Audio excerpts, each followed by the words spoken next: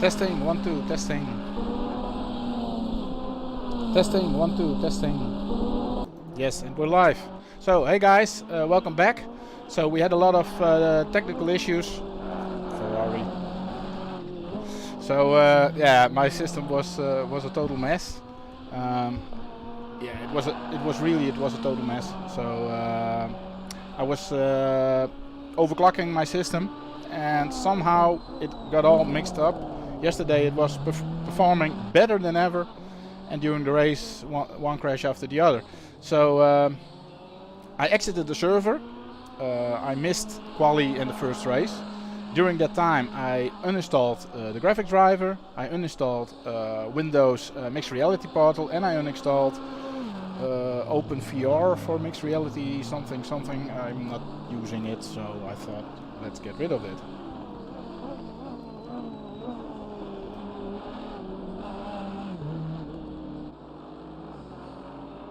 So apologies, I had to sneeze. So yeah, so and then I reinstalled a whole bunch. I uninstalled it with DDU, a direct driver uninstaller or something. Awesome thing. It uninstalls everything, and reboots the system and stuff. So I can really advise you to use that. And then I decided to hop back in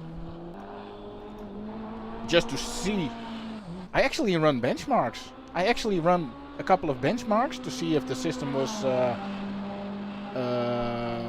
getting back to that performance I had before, the improved performance.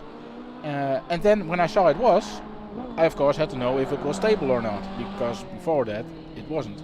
So I thought, let's fire up the game. I thought about doing some single laps, some single player laps. I thought, well, just connect to the server and see if they are still there, and maybe I can follow them 3 laps behind or something. And surprise, surprise, they were just on their out lap.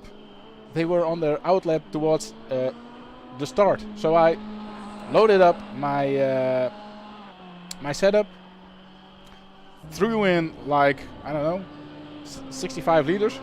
It was only 30 minutes, so it was probably way too much, but whatever. The temperature was lower, so I had to increase tire pressures like that. So and I went for it.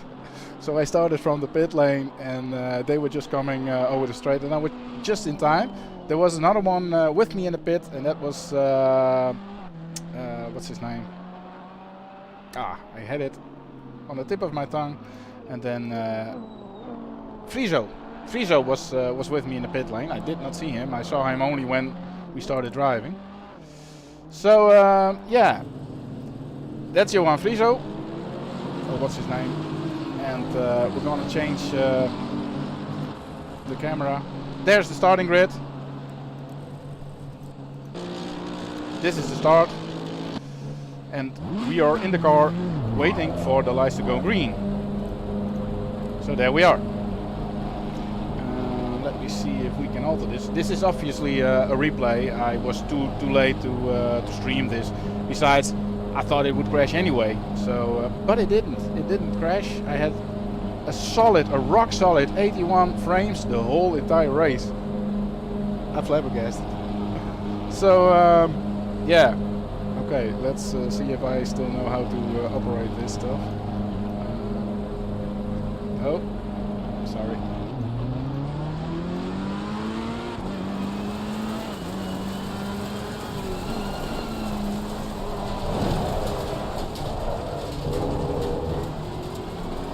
Would we have a hub? Oh yeah, it's obviously it's a replay, so I cannot do the stuff I normally do, I believe. But hey, Friso is behind us. This is Friso. Trailing behind us, and we're starting the race with a huge gap, which I don't see here. Oh, there it is. 32 seconds behind the last normal starter, Adrian Veenhuizen. He was probably last on the grid, and Yipto something in front of him. So we're 32 seconds behind. So that's a huge gap. So I did that one lap, 1:38, and then the second lap it crashed. So this is my second full lap, I guess. So there we go. It's a very tricky track. Oh, he overshoots. Friso overshoots. So it's a very tricky track. I cannot say I know it. Really know how to drive it. I think I know how to drive it. So let's hop on board. Friso is dropping back. So let's go back to my car and go for one full lap on the Indianapolis track. Something layout. GT3 layout. I think it's the bike layout. Brake around 400 feet, I think. Watch for the bump on the inside. This corner is also tricky. And then go to the left, but not too far, so you won't hit the curbs. And then be patient on the throttle. Don't go wide like this. This is only my third lap. This is not how you should do it. This corner, be patient, keep to the inside, keep it on the curb, and then here, make a switch over to the other side. Watch for that curb, it will unsettle the car. Watch for the grass. If you go on the throttle too early, you will run wide into the grass and you will destroy your exit. Brake around 200, I believe.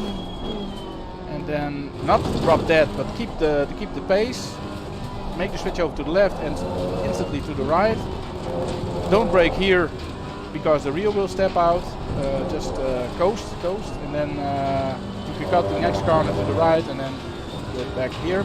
Now you go for the banking, but just before the fun starts, you have to brake very hard and make a right turn to the inner field. Brake before the rubber marks. Cut the corner as much as you dare. And then floor it, having a good exit onto the straight, on the banking, what's left of it. Oh man, it's such a shame you don't get to drive the banking at all. That's a real shame. I know it's kind of stupid driving the banking like a circle, but like they did in Daytona, it's really fun. It's a nice combination of two bank corners, the inner field and a chicane. That's a lovely combination. So I believe this lap goes a little bit better. Be careful for this braking point, not to overshoot and you get onto the dirt. Stick to the inside, there's the grip. Make the switch over. Don't hit the curb too much, it will unsettle the car. Something like this is nice. Have a clean exit. And then let's see what the gap is. The gap's already down to 25 seconds. It was 32 and now it's 25. I already gained 7 seconds. Vincent Friso. He dropped off. As you can see, he's 2 laps down. I think he's even in the pits. Can we switch? Yeah, he's in the pits. So yeah, he had technical issues with his USB something. So yeah, he dropped out. I was a lot quicker, but yeah, he had problems. So back to my car. A solid 81 frames per second. That was whoa! I wish I had 81 frames the second at Kota. Oh man, that last race I did on Kota, that was terrible. That was really terrible. The frame rate was all over the place. It was stuttering all over. Oh man, it said it did 60 frames, I believe, but it didn't feel like 60. It was really bad. It was stroboscopic how the poles of the fence, how they went by. It was very stroboscopic. It wasn't far from fluid. So keep to the inside. So Arjen van Veenhuizen is driving a Merc, and he's behind Jepto. I think it's Jep. I don't know. He's 5 seconds back. So let's hop to his car. This is Arjen van Veenhuizen. Let's see how he's driving.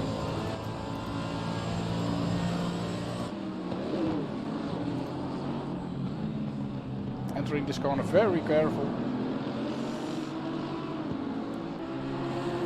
Not really cutting the corner, so there's something in there. So let's hop on board. It will be more clear to see maybe where he's losing the time, because he's obviously slower. I'm sure his time is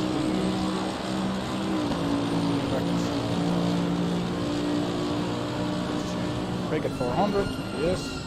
Okie, don't hit the curve too much, yes. A little more to the right before you go to the left. Stay too much to the left. You lose too much speed. Yeah, that's nice, that's nice. Coast, coast, coast. Failing on the index a bit. Not lift, yeah, he's lifting. That should be flat out. Then stay to the inside. Hey, somebody's off. Who the hell's that? Who's off?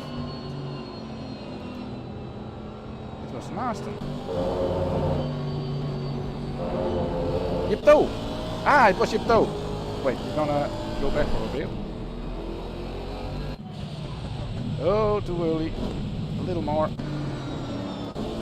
So this is Yipto. He's behind Arjen de Polter and somebody else. Sander van Rapen. Bush. And what's happening here? Whoa, they are having a quarrel. He runs straight in them. He runs straight into him. So those guys had a quarrel and he ends up into the gravel. And he's being overtaken now by Arjen van Veenhuizen. And now he's the back marker.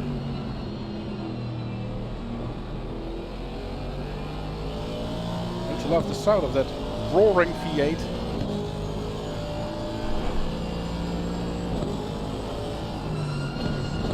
It's actually a turbo engine. Still has a nice sound for a V8. Man, no. So he's now right on the tail of Radeon. Yep, nice. Floor it. A little too late on the throttle. Let's see how this goes. Meanwhile, my gap.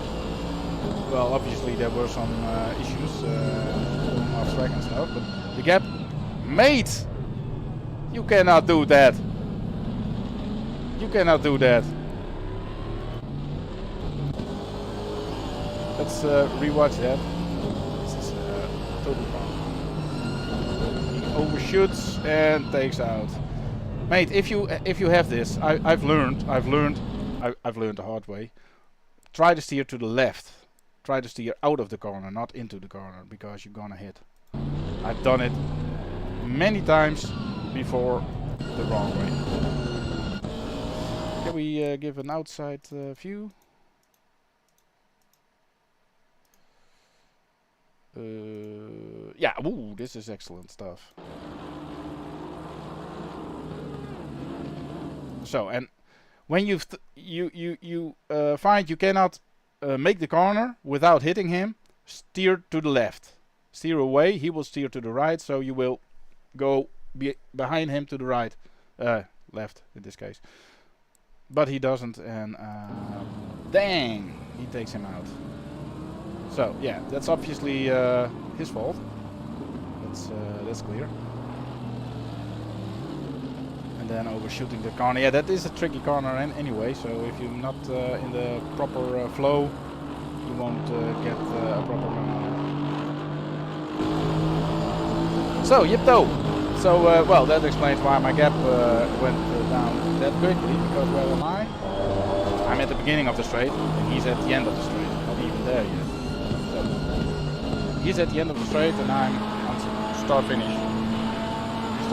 So the gap is down to 12 seconds already. That explains a lot. I was doing like 136 high, 36.8, 36.6 was my fastest lap, I believe. Did a couple of 37.7 and something. So it wasn't magical or something. It was just I had too high